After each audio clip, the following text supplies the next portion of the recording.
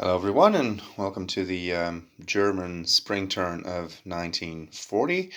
I haven't completely finished it yet. They still have one action to go. They've already spent a supply mission. First they still had 7 and they were all the way down to 0. And then I spent the supply action which gave me new supplies again. Yeah, I should actually pay for one action I already, well, not an action, an operation I already performed, which is I amphibiously invaded Norway from Denmark, which costs two supply points. And the reason, and I've also, well, that was the and a naval mission. I've bought 2 more. Well, 3 more, you get 3, and you get to place them right away for free, so that doesn't cost anything, which will result in the Allies again losing 1 action on their next turn, well, on their spring turn, that is. And the reason I haven't actually completed the German turn yet, they have 1 action to go, is that I wanted to show you the German combats that are going to take place. First of all, I moved a couple of units into Belgium. 2 infantry units, as you can see, in a tank army. The tank army is going to attack this infantry unit along with the support of the infantry army, which grants 2 support points because it's a full army, full strength army, which results in 8 against 3, and that's the result of more than 4, which allows breakthrough exploitation because the Germans have the blitzkrieg development into Calais.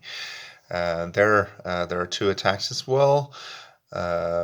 This tank army is attacking the French. There's a special rule that you cannot attack the British if you don't also attack the French there. So this one is attacking the French, and that one is attacking the British unit here. And the defender cannot support. That only goes for the attacker, and only if they have surplus armies, as they do over here in Belgium. And this unit is attacking this one here. No, sorry, I believe it's not even attacking. No, this one is not attacking. As long as you attack with 1 army at least, the rest does not have to attack. So the other army in Belgium doesn't attack. Why is that?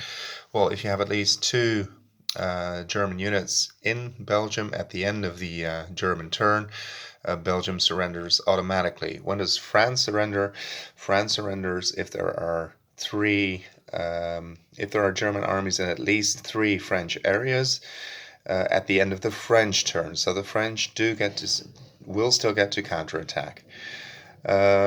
So these 2 tank units have moved into Calais using blitz exploitation movement and will have to attack. At least one of them will have to attack, but I'm using both here. I've added some air support markers too, which the Allies will still be able to cancel, but they only have 2, so they really have to choose their battles wisely.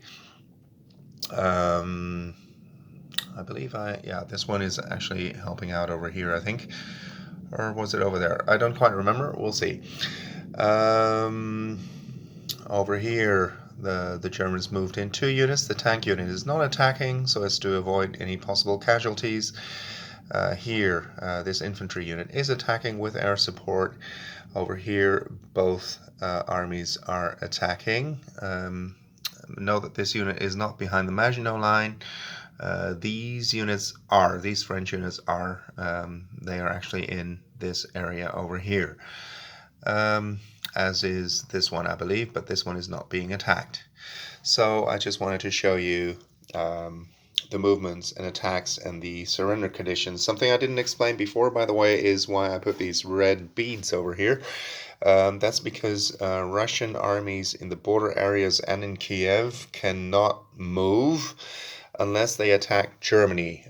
Note that this is a living rules update, because before they were also allowed to attack Hungary and Romania, but that is no longer allowed as per the living rules.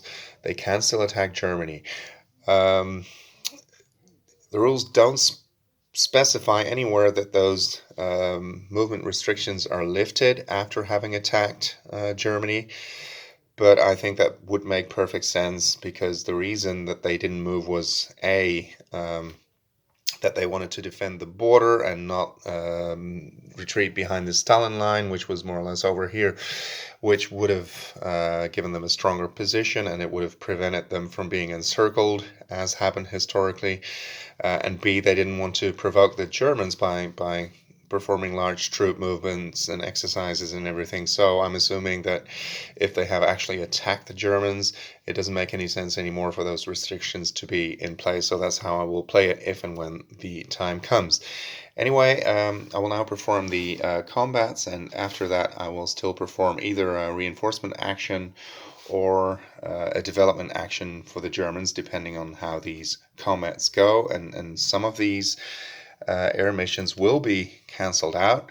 Um, the important thing is here I need to have at least a +4. So definitely here I think I intended to put this one here. So then they would cancel each other out if the because otherwise this attack wouldn't be possible, because in order to be able to use an exploitation movement you need to have a +4 in at least one attack in that particular area, and then you can move through it with tank units. So yeah, as I said, I will perform the attacks now, and afterwards I'll get back to you and see how it went and whether or not I actually performed a reinforcement action or a development action for the Germans. Thank you for watching, and see you on the next one.